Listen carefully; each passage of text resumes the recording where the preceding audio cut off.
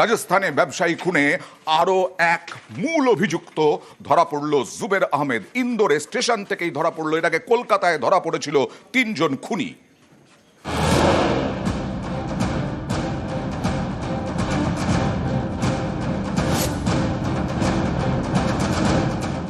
বৃহস্পতিবার রাতে ফিল্মি কায়দায় ধাওয়া করে খুনি ধরে কলকাতা পুলিশ। রাজস্থানে এক ব্যবসায়ীকে খুন করে কলকাতায় গা ঢাকা দিয়েছিল এই খুনিরা। এই ঘটনায় আরো এক দুষ্কৃতী গ্রেপ্তার হলো মধ্যপ্রদেশের ইন্দোর থেকে। শনিবার ইন্দোর রেল স্টেশন থেকে গ্রেপ্তার শার্প শুটার জুবের আহমেদ।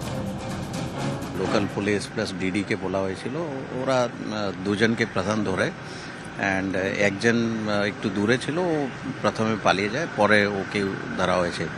এটা খুব টাইমলি, মানে আমার কাছে ইনফরমেশন 7:30-8 এইরকম টাইমে এসছে অ্যান্ড উইদিন 1 ঘন্টার মধ্যেই ধরা পড়ে গেছে। তো সাকসেসফুল অপারেশন হয়েছে। এই ঘটনায় 3 খুনিকে বৃহস্পতিবার রাতে গ্রেপ্তার করে কলকাতা পুলিশ।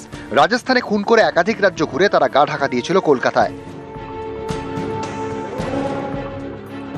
খুনের পরই রাজস্থান ছাড়ে দুষ্কৃতীরা। প্রথমে যায় উত্তরপ্রদেশ, সেখান থেকে অন্ধ্রপ্রদেশ, তারপর কেরল থেকে আবার উত্তরপ্রদেশে, উত্তরপ্রদেশ থেকে তামিলনাড়ুর উটি থেকে কলকাতায়।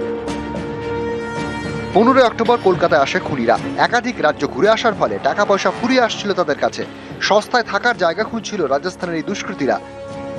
শিয়ালদা এলাকায় ঘোরাঘুরি করার পর বৃহস্পতিবার তারা পৌঁছয় ফুলবাগানে। ওই রাতে ফুলবাগানে হানা দেয় কলকাতা পুলিশ। দুজনকে ফুলবাগান থেকে গ্রেপ্তার করে। একজন সল্টলেক স্টেডিয়ামের কাছে একটি আবাসনে ঢুকে পড়ে। ফিল্মি কায়দায় এই দুষ্কৃতীকে ধাওয়া করে পুলিশ। পুলিশের তাড়া খেয়ে দুষ্কৃতী দরজা ভেঙে ছাদে উঠে যায়।